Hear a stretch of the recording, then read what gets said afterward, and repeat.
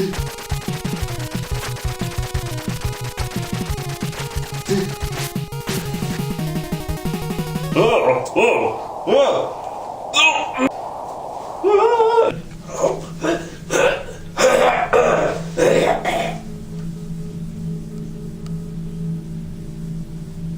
Ninja!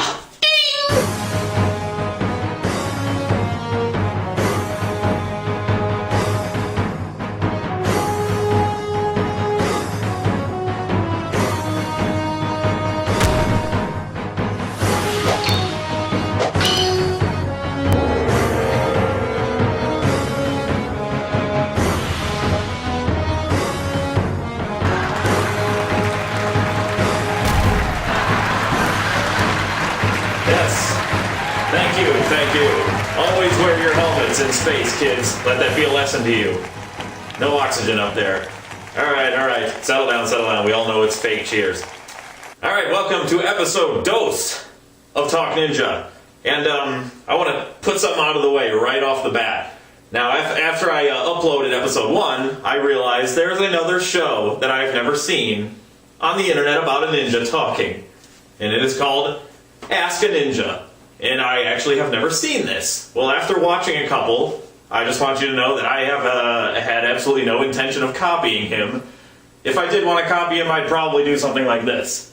I got a question from Michael of Kansas. He says, how do you make a web show about a ninja? Well, Mike, let me tell you, it is hard. There's a lot of chopping.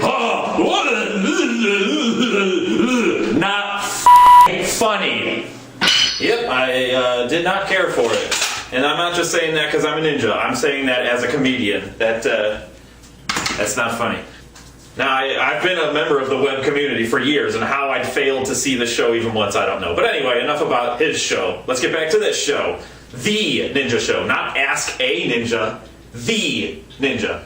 So anyway, let's get started with Systems Analyst today. Bink.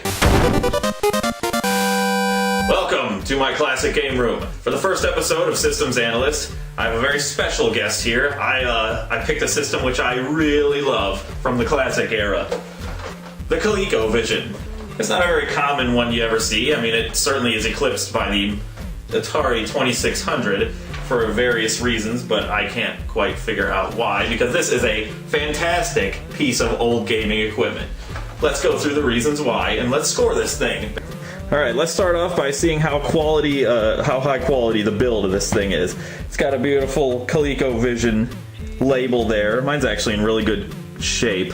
Maybe not all of them will be. You can get these pretty cheap on eBay. This thing, it's pretty sturdy. It's not going to break on you. And that's basically it. It's very simple, very stylish looking. So I'm going to give this thing a 8 out of 10.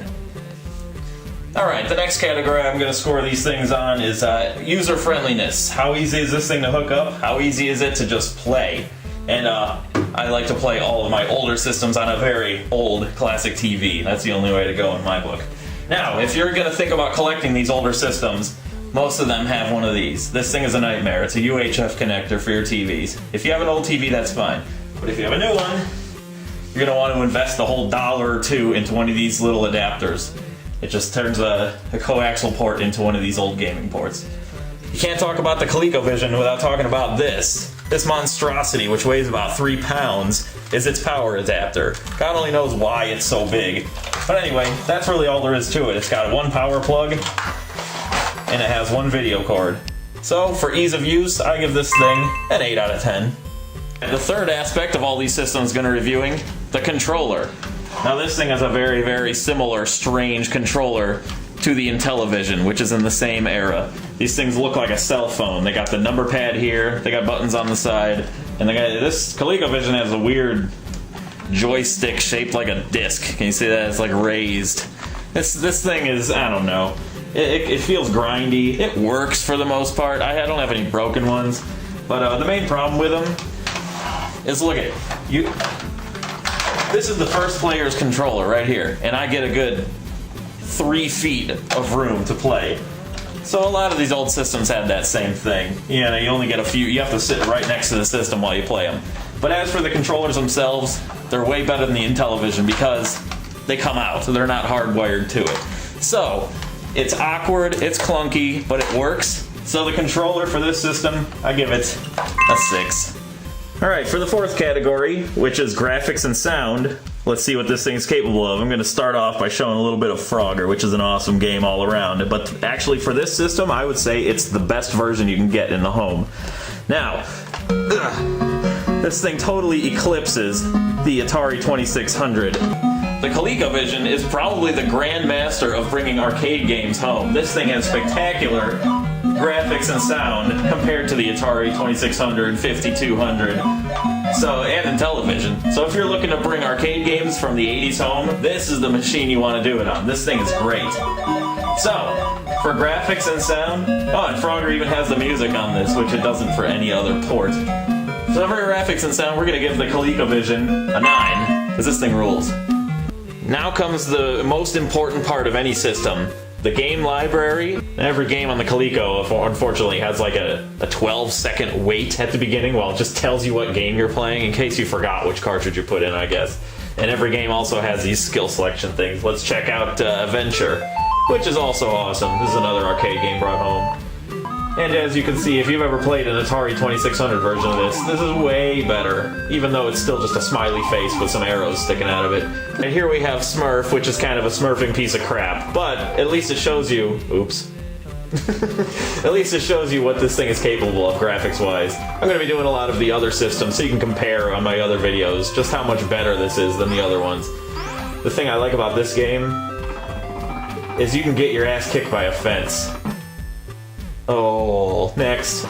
And one of my very personal favorites, Frenzy, on the ColecoVision is a hell of a lot of fun. This is the sequel to Berserk, so if you know anything about Berserk, this is a great one. This one's way more challenging and way more fun than Berserk, though, in my opinion.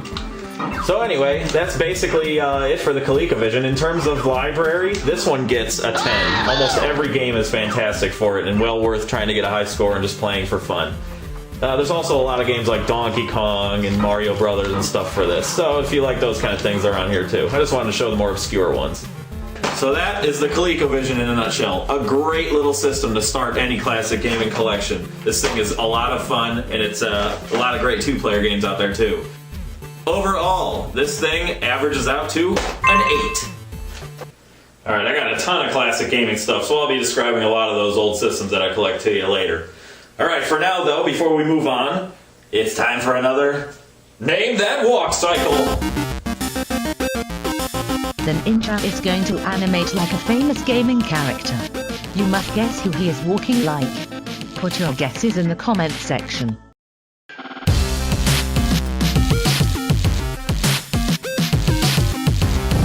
That's all you get. Thanks for playing. Bitch. Make sure you put your guesses down in the comments section, and I'll tell you if you get it right. So anyway, this next segment, I decided today I'm going to go with a rant. Now, when Michael Jackson finally passed away, there's something that has been bothering me. It just constantly. I mean, not constantly. It's stupid. All right. Now, the entire time the man was alive, everybody, everywhere, every TV show, every news article, everything was just ripping on him, making fun of him. The guy was the laughing stock of the music industry, the laughing stock of the entertainment industry. And, that was funny. South Park did it. I'm sure SNL did it all the time. Everybody loved to make fun of this, child-touching weirdo, whatever he was, allegedly, whatever. I don't care. It has nothing to do with me. But anyway. Okay, so he dies, and what do I see everywhere? No, now everyone's, oh, he's dead. Oh, he was a legend. He was great. He's awesome. Let's make a movie about him. Let's make a bunch of games about him. Let's sell shit. They're just making a buck off of the weirdo's death. And, it's so hypocritical, it's so two-faced, and so typical of this country. Whenever anybody is dead, suddenly he's awesome. But when he's alive, let's make fun of him. And I saw there's, was it This Is It? The movie. I'm pretty sure if you made a movie about him while he was alive, it would be a little different, and it would be a little funnier.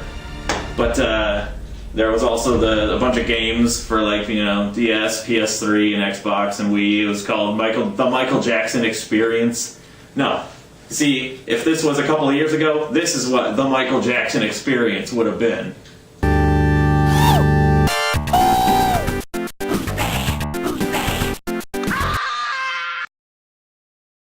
So I'm just saying, we should still be making fun of him, even though he's dead. I'm sorry, he was hilarious. So why is everybody suddenly changing their mind? Or do they think his ghost is going to haunt them with his pale-ass face? Anyway, that's all I have to say about that. It irritates me. And one more thing before we exit tonight, before I get the hell out of here and have some macaroni and cheese or something. It's only been one episode, and I already got a bunch of people saying, what the hell is with the desk? Why has it got this? You know why? That's why, because it doesn't even exist in the corporeal realm. That's why. See ya!